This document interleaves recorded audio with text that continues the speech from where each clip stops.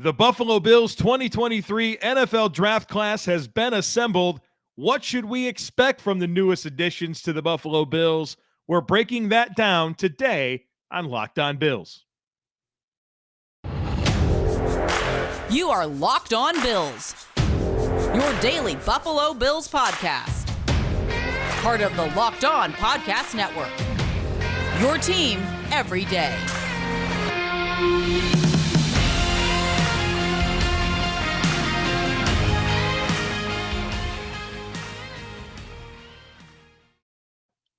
What's up, Bills Mafia? It's Joe Marino, author of Go Bills and Buffalo's Run, also the co-host of the Locked On NFL Scouting podcast, and I'm your host of Locked On Bills. I want to thank you for making Locked On Bills your first listen every day, and a big welcome to our everydayers. You know who you are. Those of you who never miss a single episode, I appreciate y'all very, very much. I'd also like to invite you to subscribe or follow for free on YouTube or wherever you listen to podcasts. We're part of the Locked On Podcast Network, your team every day. Well, folks, the Buffalo Bills added 6 players in the 2023 NFL Draft, and I've done my reactionary episodes on each of those picks. We had a podcast for you on Friday, Saturday, and Sunday, responding to those picks, breaking down those players, their skill sets, their path to making an impact, and just sharing my overall thoughts on each pick. What I want to do today is talk about my expectations for these players. What should they do? How should they contribute? And I want to look at it through the lens of each player, but also in year one as a rookie, and then beyond that, year 2, year 3. What should these players be doing for the Buffalo Bills? And so that's the conversation today on the podcast. Let me talk about my criteria real quick before we get into Dalton Kincaid, who I'm very excited to talk about my expectations for the Bills' first-round pick. But my criteria in deciding what my expectations are tied to 3 different things. Number 1 is what the Bills invested in the player and what return is expected. So what do I think a first-round pick should be? A second-round pick, a third-round, fifth-round, seventh-round pick. Number 2 is how I personally perceive the ceiling of the player the Bills drafted by studying them as prospects and evaluating them and grading them. And then number 3, the current situation on the roster and trying to figure out why they were drafted and for what role. So I'm going to blend all those 3 things together to determine what I think reasonable year 1 expectations are, and then, of course, year 2/3 expectations are.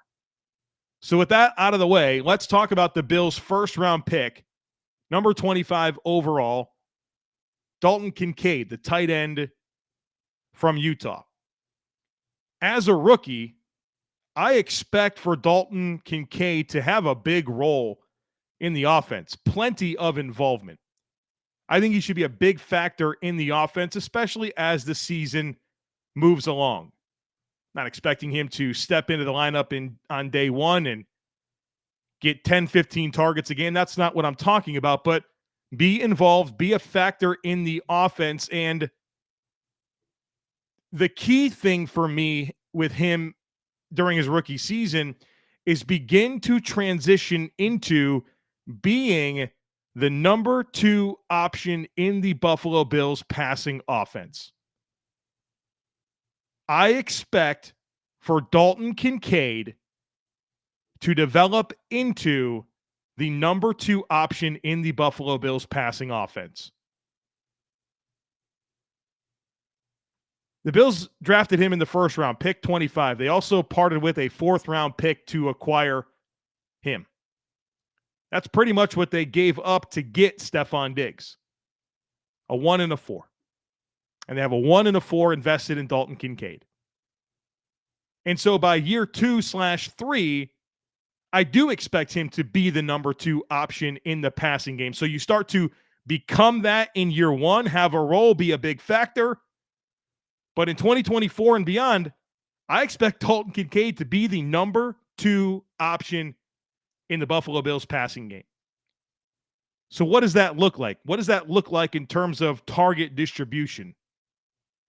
Well, the first thing I'm going to do here is reference the amount of targets the number 2 option in the passing game received over the last 3 seasons. So last season in 2022, that was Gabriel Davis, who had 93 targets. In 2021, that was Cole Beasley, who had 112 targets. And in 2020, that was also Cole Beasley, who had 107 targets. And so I'm expecting Dalton Kincaid to be around a 100 target per year weapon for Josh Allen.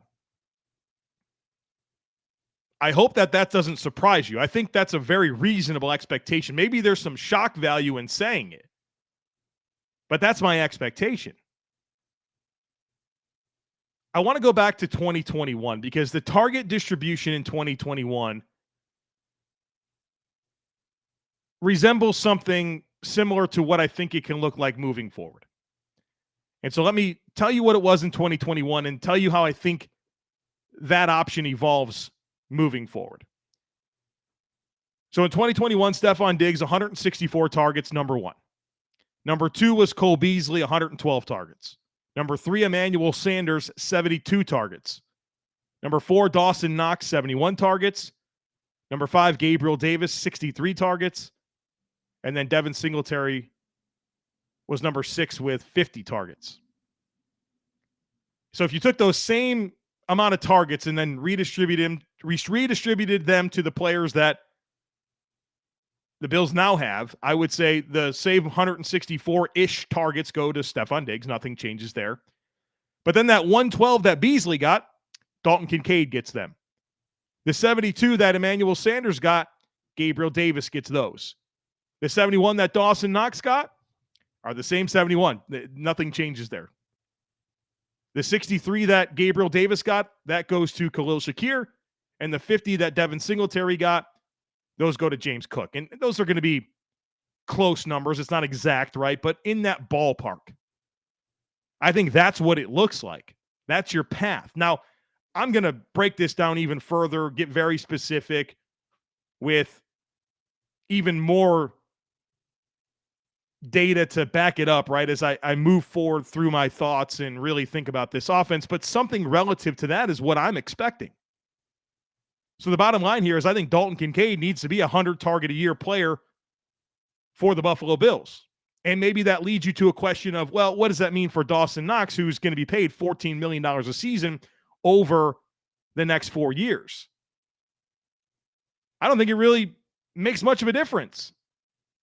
I think that Dalton Kincaid and Dawson Knox in normal years moving forward should have about 175-ish targets combined, with about 100 of them going to Kincaid and about 75 of them going to Dawson Knox. That's my expectations, and I'm excited about it.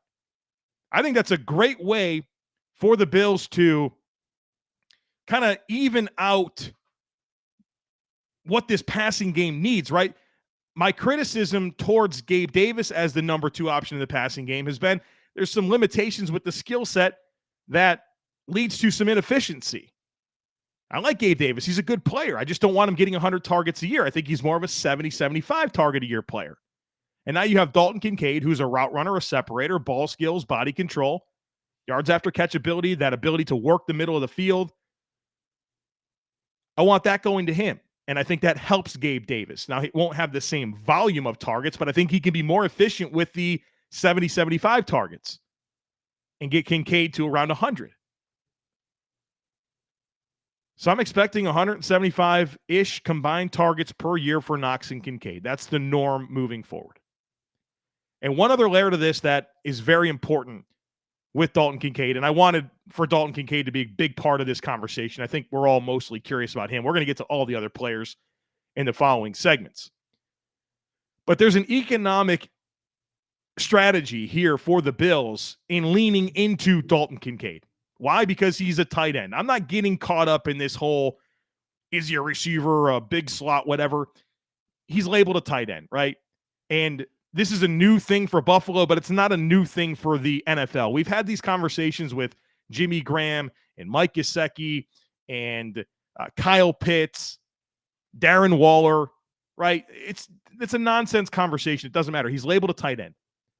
And because of that, even though he's primarily probably going to be a big slot, there's an economic value to the Buffalo Bills that matters.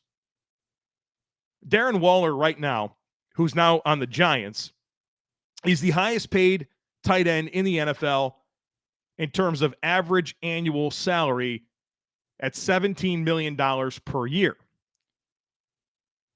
Number one tight end. Relative to the wide receivers, that same $17 million average per season would make him the 19th highest paid wide receiver. The number one tight end is the 19th highest paid wide receiver. And these receiver deals are going up. You see what Tyreek Hill got and Devontae Adams got. Wait till you see what Justin Jefferson's going to get. It's going to be $35 million a season.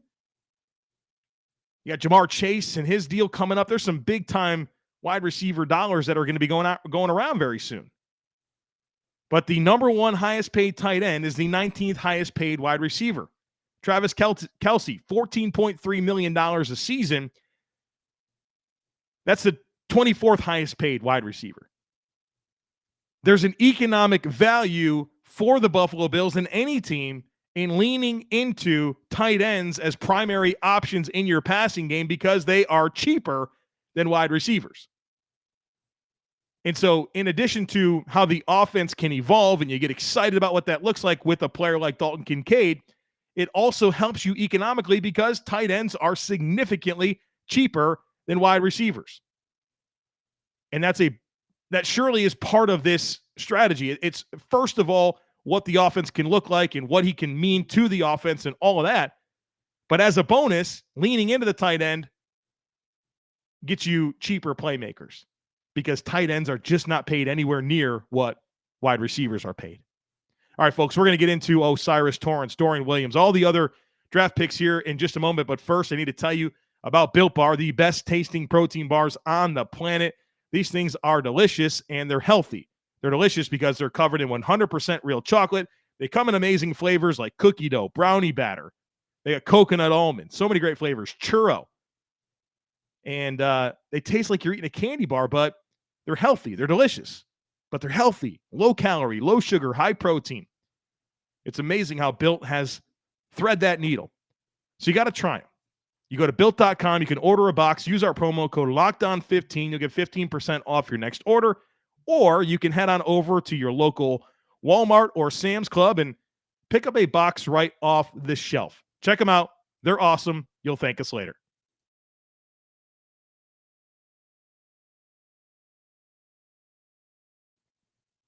All right, so we've had the Dalton Kincaid expectations conversation. Now let's have the O'Cyrus Torrence expectations conversation. The Bills' second-round pick, number 59 overall, out of Florida.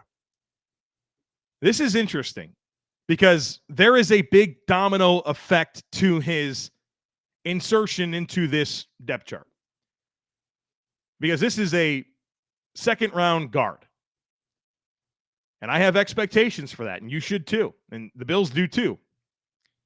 In year one, I want him to force the issue at right guard. Make the Bills think really hard about finding something else to do with Ryan Bates. Whether that's he's the sixth offensive lineman, utility player, jumbo tight end that is the first off the bench at multiple positions, including both guard spots and your center spot. Maybe he's a nice hedge against Spencer Brown and him not realizing his ceiling this year.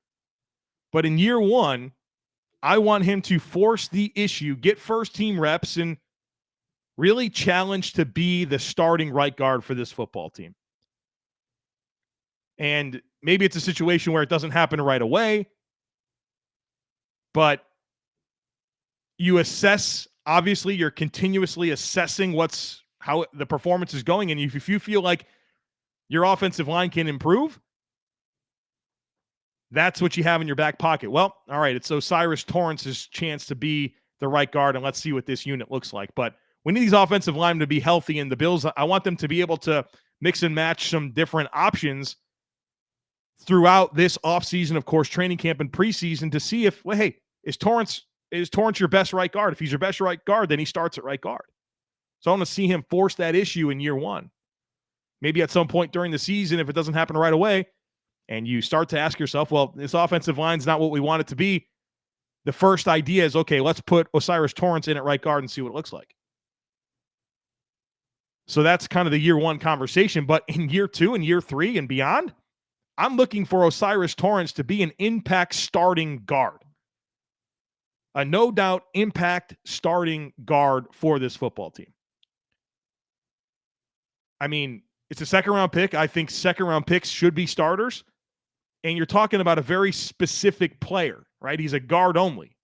It's not like he's got a chance to be a tackle or a chance to be a center. He's a guard. And that's okay. But there's like one path, right? It's guard. And I want him to be an impact starting guard for the Buffalo Bills. In the third round, pick 91, linebacker Dorian Williams out of Tulane. In year one, I expect for Dorian Williams to be a four-phase special teamer and develop into a reserve behind Matt Milano.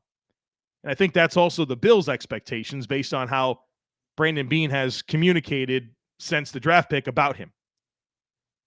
And I think that's pretty reasonable. He's got a deep background on special teams from his time at Tulane. He seems enthusiastic about it, listening to his press availability. And so embrace that role, be an impact special teamer, and develop into a backup behind Matt Milano. Year two and year three for Dorian Williams, I want to see him have a role on defense. I think that third-round picks are still the players that you draft as a developmental starter. And that at some point in that rookie deal, they probably should start for you. That's what I'd like to see. But at least have a role. And I recognize that it might be challenging for him to get a role if he's really an outside linebacker and you have Matt Milano, and you only play two linebackers. So you have your Mike linebacker and Matt Milano as your weak side linebacker. But can he have a role? Can there be some packages where he gets on the field where he can do something outside of special teams? That's kind of what I'm looking for. And through that, show enough flashes for us to think favorably on the idea of you as a starter for this team. At a minimum, for Dorian Williams, I want him to make it okay for the Bills to not have to pay a player like Tyler Matakevich as a special teams linebacker and feel like you maybe get at least that out of him. Because shy of an injury to Matt Milano, what's the path here? I don't know if he's going to be a Mike. We'll see what happens with Terrell Bernard. Certainly, the whole situation there is very fluid. There's a lot of options. I'm curious to see how it plays out. But right now, it doesn't feel like he's in that mix quite yet for the Mike linebacker role. Maybe that'll change. But through the special teams, through the development, through training camp and preseason, through having some type of role on defense, make us think favorably upon the idea that you could be a starter for the team. So that's where I'm at with Dorian Williams. In the fifth round, pick 190, Florida wide receiver Justin Shorter. My year one expectation for Justin Shorter is to force the issue to dress on Sundays and to be that Jake Kummerow player for the team. The big-bodied receiver that gets on the field offensively to block. You occasionally use him to take a shot down the field, but really helps you in a big way on special teams. That's his path to obviously making the 53, but also being one of the game day active players. I think he can do it. So force that issue to get a game day jersey and envision yourself as the Jake Kummerow for this team. My year 2/3 expectation for Justin Shorter is to make us feel good about Trent Sherfield potentially not re-signing with the team and filling the role that he plays this year. And I think Trent Sherfield's going to play, 20-25% of the snaps on offense, get a chance to really block, right? I mean, That's a big asset of what Trent Sherfield brings to the table and providing good special teams value while offering size to the wide receiver core. And so that's my expectations for Justin Shorter. All right, in just a moment, we're going to get into Nick Broeker and Alex Austin, the Bills' 2 7th-round picks, right after a quick break.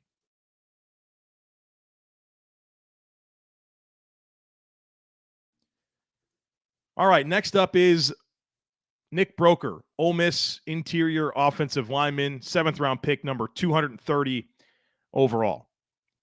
My year one expectation for Nick Broeker is to perform at a level, and when I say that, I mean during mini camp, training camp, preseason, perform at a level that inspires Brandon Beane to roster you and then in turn trade a veteran depth offensive lineman for a draft pick. We've seen Brandon Beane do this quite a bit with Marshall Newhouse, with Russell Bodine, with Wyatt Teller. Oops. Right? He's done this, right? And I would love to see Nick Broeker force the issue that makes the Bills think about, hey, Ike Bucker or David Quessenberry or something like that. One of these players that's a depth player to think about trading them for an asset. Because like we talked about in the reactionary podcast to the Nick Broeker selection, the Bills are going to roster probably 9 or 10 offensive linemen, 10 being the absolute most. And between Dawkins, Connor McGovern, Mitch Morse, Ryan Bates, Spencer Brown, and Osiris Torrence, you've got 6 locks, right? Which means you have 4 more spots to roster offensive linemen.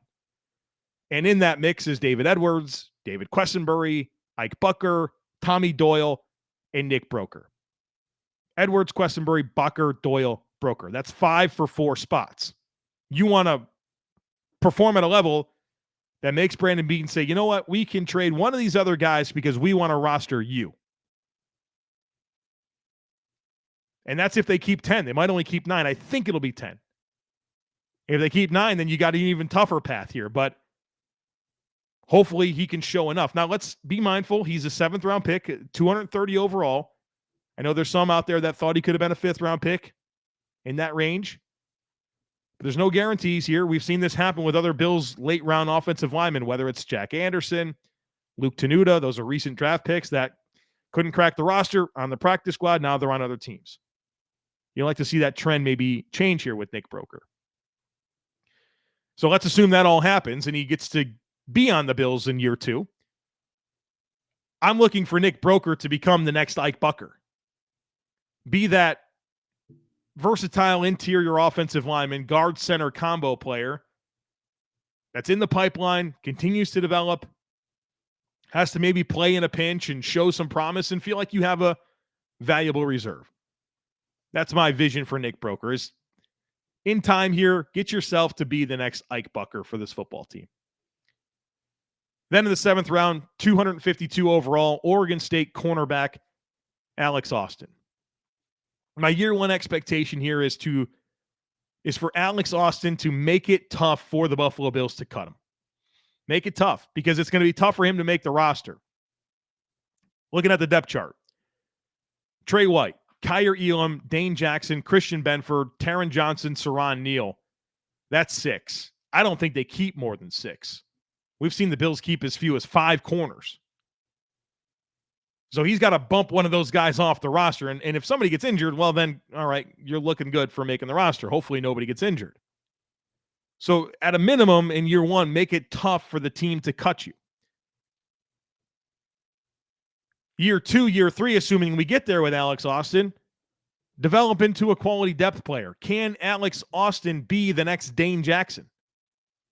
Kind of talked about this with Nick Broeker and evolving into an Ike Bucker. Talked about it with Justin Shorter and kind of being a Jake Kumaro for this team. Dorian Williams, can you be Tyler Medikevich at least? Can Alex Austin, if he gets to year 2 or 3, be the next Dane Jackson? And Dane Jackson's a player that didn't always stay on the active roster, right? He got cut and wound up having to be re-signed, a little time on the practice squad. Like that happened for Dane Jackson.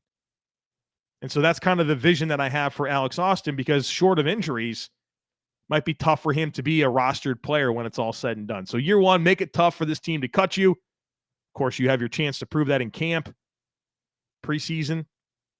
And then if you stick, can you be the next Dane Jackson? I think that'd be a nice career arc for him.